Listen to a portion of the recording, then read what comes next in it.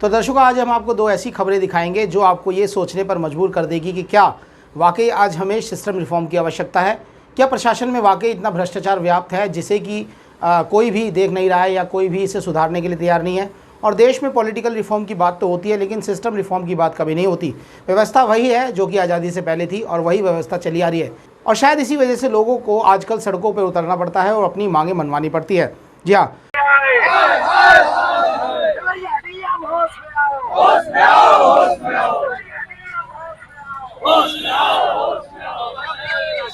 पहली खबर हम आपको दिखाना चाहते हैं देवरिया से, जहां देवरिया के डीएम अखंड प्रताप सिंह के खिलाफ पिछले 25 दिनों से प्रदर्शन चल रहा था। जी हां, आप सोच सकते हैं क्या इस देश में एक डिस्ट्रिक्ट मजिस्ट्रेट के खिलाफ भी प्रदर्शन हो सकता है। आपको बता दें, देवरिया में डीएम के खिलाफ प्रदर्शन वकीलों ने किया। वकीलों ने कहा कि डीएम भ्रष्टाचारी है और डीएम चोर है। इस तरह के नारे वकीलों ने सड़कों पर लगाए और एक अच्छा खासा जुलूस निकाला।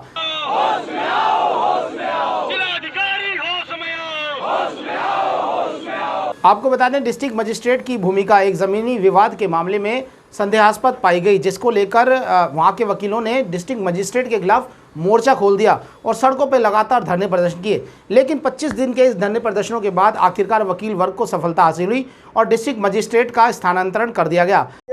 अपने अधिवक्ता साथियों के बीच आके स्वयं को अभिभूत महसूस करता हूँ और साथ ही साथ उस कष्ट का अनुभव करता हूँ कि एक बिल्कुल ही जेन्युइन और रियल मांग के लिए उन अधिवक्ता साथियों से जिन पर पूरी न्याय व्यवस्था आधारित है, जिस प्रकार मौजूदा सरकार यहाँ के मंत्री विधायक आदि जिस प्रकार यहाँ के जिला मजिस्ट्रेट को बचा रहे हैं, जो गंभीर आरोप जिला मजिस्ट्रेट पर लगे हैं उन पे तत्काल उनका स्थानांतरण होना चाहिए था, उनका निलंबन होना चाहिए था।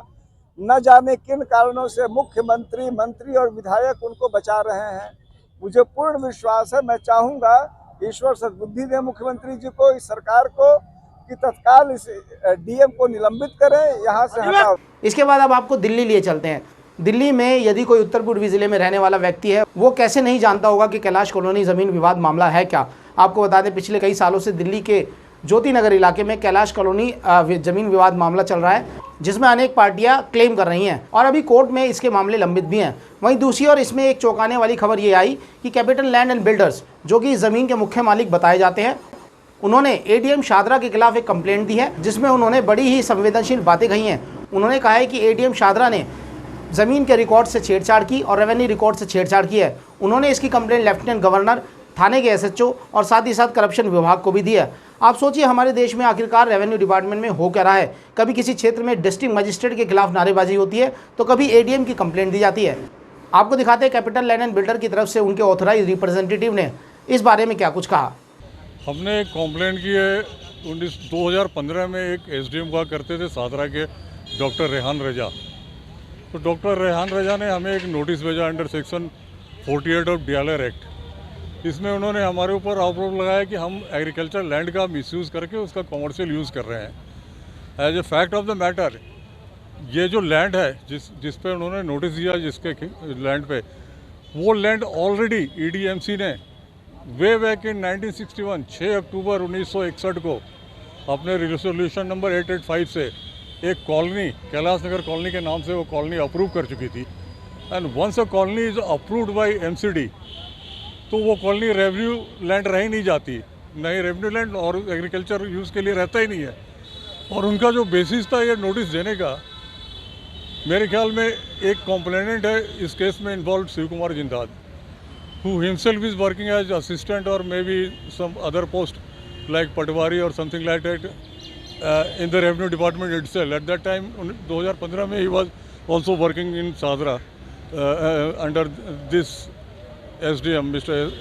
रेहान रजा। तो उस कॉम्प्लेन में उन्होंने बताया कि ये जो हम उनके 4 फादर्स की, दादा परदादाओं की ज़मीन है और हमने गलत तरीके से इस ज़मीन को कॉलोनी बना ली है। जबकि सच्चाई यह है कि जो रेवेन्यू रिकॉर्ड था इन्होंने अपडेट किया नहीं। ये सारी ज़मीन हमने जिससे खरीदी थी वो एक जीएस कसाप एंड सन्स HUF हुआ करते थे। उन्होंने इस लैंड के जो प्रीवियस ओनर थे, जैसे कुछ खसराज हैं वो जयनारायण प्रसाद से उन्होंने लिया था, जयनारायण से लिया था, कुछ गुरसाहिब से लिया था और कुछ खसराज उन्होंने एक्सचेंज करवाया था। 1947-48 की बात है ये। और ये सारे ट्रांसफ़र डीड, एक्सचेंज डीड सब कुछ रेवेन्यू रिकॉर्ड में है। तो इन रिकॉर्ड्स को बिना वेरीफाई किए हुए, अपने रिकॉर्ड्स को बिना अपडेट किए हुए SDM at that time mister Rehan Raza in connivance with Shiv Kumar Jindal, उन्होंने हमें एक इलीगल नोटिस इशू किया, जिसके लिए हमें कोर्ट में जब जाना पड़ा और इसके कारण हमारी कंपनी को काफ़ी लॉस उठाना पड़ा, क्योंकि विभिन्न केसेस, वो काफ़ी केसेस हो गए डिफरेंट कोर्ट्स में। हम वो केस आज तक लड़ रहे हैं कि हम उस ज़मीन का कुछ यूज़ नहीं कर पा रहे हैं। उसमें जो प्लॉट्स है, एक्चुअली ये कॉलोनी में 157 रेजिडेंशियल प्लॉट्स है, तो हमने वो कॉलोनी खरीदी थी, कोई खसरा नहीं खरीदा था हमने एक अप्रूव्ड कॉलोनी खरीदी थी previous owner GS Kashyap and sons HUF से। तो इनके इस इलीगल नोटिस के कारण हमारी कंपनी को करोड़ों का लॉस हो गया। हम 2015 से न कोई ज़मीन बेच पाए, न कोई प्लॉट बेच पाए, नहीं। और दूसरी तरफ हमें मुकदमा लड़ने में डिफरेंट कोर्ट्स में है, डिस्ट्रिक्ट कोर्ट से लेकर के हाई कोर्ट तक हमें वकीलों के पीछे करोड़ों रुपए खर्च करने पड़ गए। तो ये रेवेन्यू रिकॉर्ड अपडेट करने का मामला है या जाली तरीके से रेवेन्यू रिकॉर्ड क्रिएट करने का मामला है, ये जानना। ये मामला ये हो सकता है, एक तो रेवेन्यू रिकॉर्ड उन्होंने अपडेट नहीं किया, और अपडेट करते भी कैसे, जब once an area is urbanised by notification of MCD, तो रेवेन्यू का वहाँ पे रेवेन्यू की अथॉरिटी वहाँ खत्म हो जाती है। कोई भी लैंड अगर अर्बनाइज हो जाता है MCD के नोटिफिकेशन के बाद, तो वो रेवेन्यू का कोई रिकॉर्ड का उसका मतलब ही नहीं होता है। तो उन्होंने पीछे का रिकॉर्ड भी अपडेट नहीं किया। 1947-48 में हमने जिस वेंडर GS कश्यप से लिया था, उन्होंने पीछे जिस ऑनर से लिया था, वो सबके सेल डीड 1947-48, 1950 तक के हैं, रिकॉर्ड पे हैं, हमारे पास है, सर्टिफाइड कॉपी है सबकी। अब आपने क्या किया उनके खिलाफ?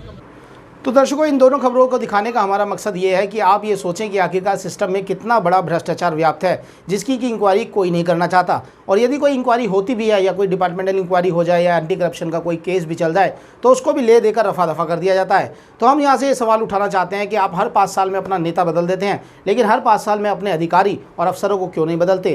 क्या हमें इस देश में अब पूरी तरह से सिस्टम रिफॉर्म की आवश्यकता है? आप देखिए, ज़मीन से जुड़े विवादों में कभी डिस्ट्रिक्ट मजिस्ट्रेट, तो कभी ADM, तो कभी तहसीलदार तो दोषी पाए जाते हैं।